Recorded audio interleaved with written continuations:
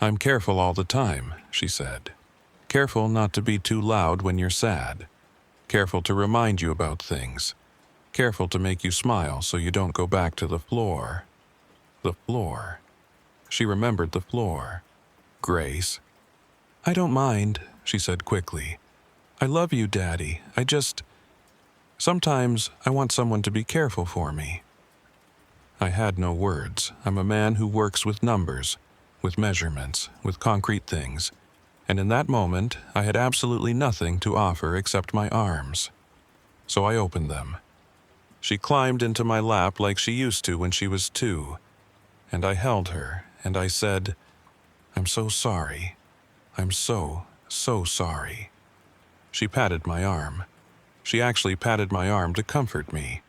Even then, and that's when I knew. Something had to change. The next morning, I called my older sister, Patricia. Patricia lives 2 hours away.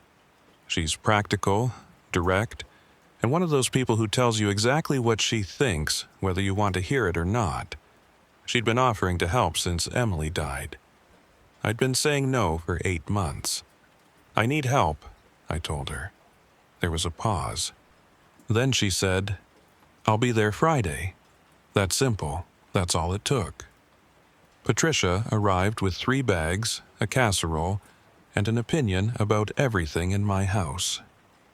She reorganized the kitchen, fixed the broken cabinet door I'd been ignoring for 6 months, and took Grace to the park while I sat alone for the first time in longer than I could remember.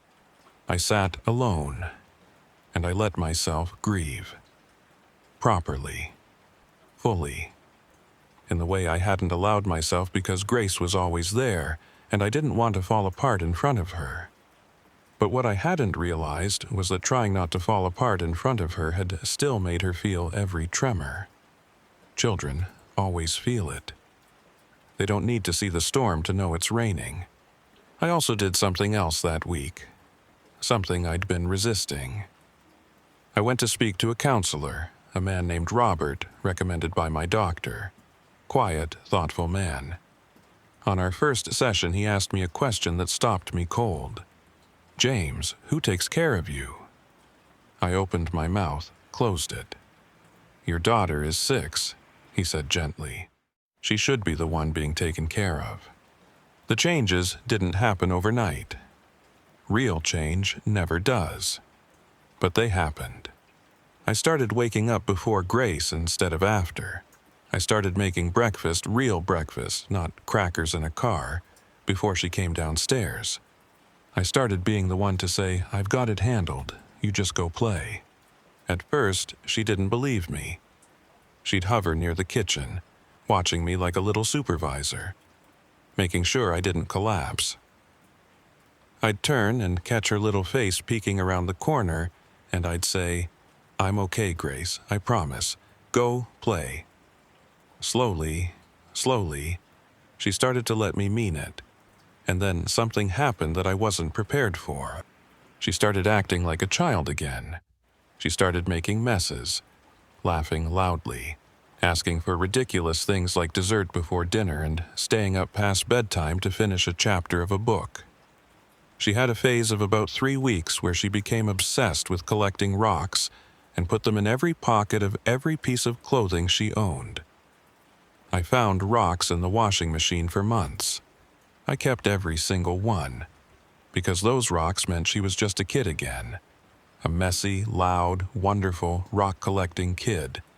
And I was her father, not the other way around. Grace is 12 now. Last month, her school had an assignment in English class. Write a letter to someone who changed your life. She gave me the letter to read. She said I could read it, that she wanted me to. I'm not going to pretend I read it without crying. I did. Sitting at the kitchen table with a cup of tea going cold beside me, I read every word my daughter wrote. She wrote about the morning she found me on the floor. She wrote about making herself a cheese sandwich. She wrote about sitting on that bench at school, taking care of a boy with a scraped knee, and how she looked up and saw me standing at the gate. and how that was the first time she realized that maybe I was finally paying attention. She was 6 years old, and she believed that my survival depended on her vigilance.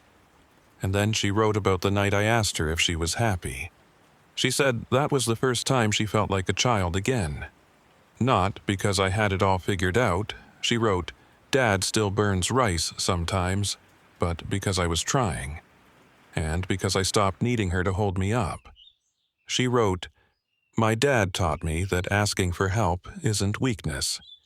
It's how you protect the people you love." I folded the letter very carefully. I put it in the same drawer where I keep Emily's photograph. I sat with it for a long time. She was 12 years old, and she had understood something that took me years to learn. Grace at 12 is something to behold. She is loud when she wants to be and quiet when she chooses. She has opinions about everything: books, food, whether I'm wearing a decent shirt when I pick her up from school. She still has Emily's eyes, but the laugh is entirely her own. This big, uncontrollable laugh that takes over her whole face. She still has moments, I see them sometimes, where she slips back into that older, watchful mode. When I look tired after a long week, she'll bring me tea without being asked. When I miss Emily out loud, and I do, I've learned to do that openly, she'll come and sit beside me and say, "Tell me about her again." And I do. I tell her stories about Emily. The umbrella she kept in her bag. The off-key humming. The way she could make anyone feel like the most important person in the room. And Grace listens. Not with the tension of a caretaker, but with the curiosity of a daughter who is learning who her mother was. That's not the weight of responsibility. That's love. There's a difference. And knowing that difference, learning that difference, was the hardest and most important thing I ever did. Last week, I picked Grace up from school, and she climbed into the car and immediately said, "Dad, you have a rock in the cup holder." I looked down. One gray, smooth stone. She must have left it months ago. "I know," I said. "I keep it." She looked at me. Then she smiled. That full-face, uncontrollable smile. "You're so weird," she said. "I learned from you," I told her. She laughed all the way home. And the sun that afternoon, I want you to know, was anything but gray. The child who grows up too fast didn't choose strength. They were just never given the chance to be soft.